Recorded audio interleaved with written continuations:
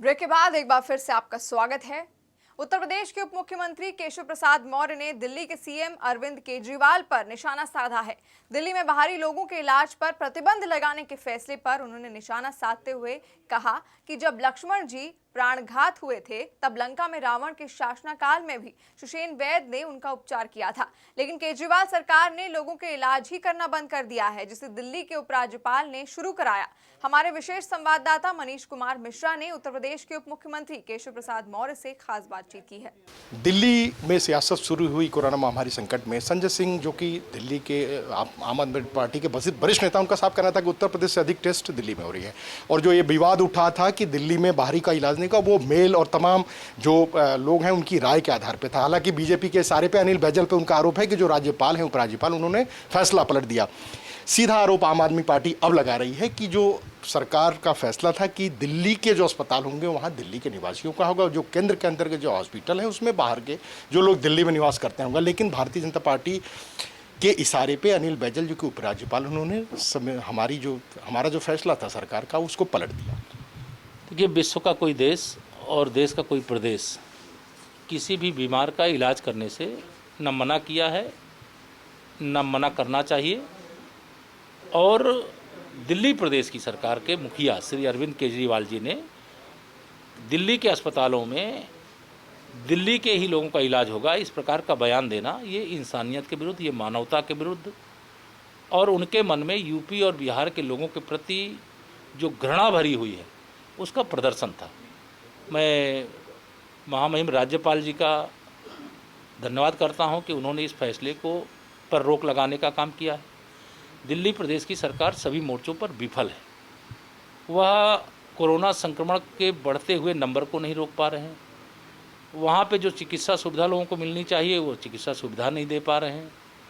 केंद्र सरकार का पूरा सहयोग समर्थन के बाद भी नहीं कर पा रहे हैं।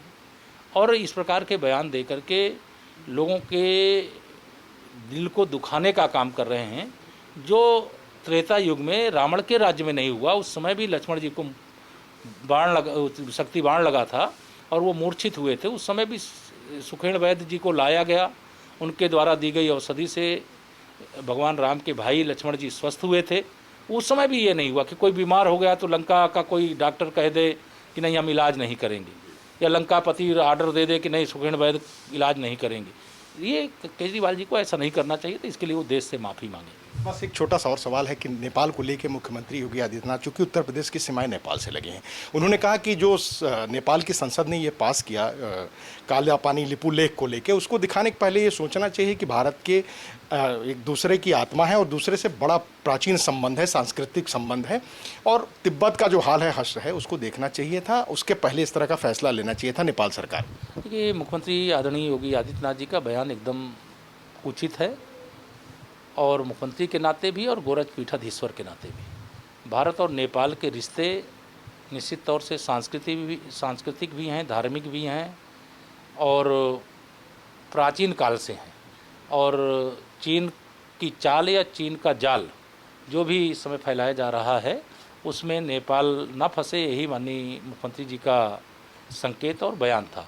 मैं मानता हूं कि माननीय मोदी जी के नेतृत्व में केंद्र में भाजपा की सरकार है और कूटनीतिक मोर्चे पर उसके लिए जो काम करना चाहिए, जो बात करना चाहिए, वो बात हो रही है और ये मामला वहीं से सुलझेगा। लेकिन भारत और नेपाल का रिश्ता जो है वह अटूट है, वह कभी टूट नहीं सकता, कभी अलग नहीं हो सकता। ये थे हमारे साथ उत्तर प्रदेश के उप मुख्यमंत्री केशव प्रसाद मौर्य। उनका साफ कहना है कि जो बयान उत्तर प्रदेश के मुख्यमंत्री द्वारा दिया गया है वो बिल्कुल सही है, जायज़ है और कूटनीतिक वार्ता के जरिए चीज़ें हल होंगी।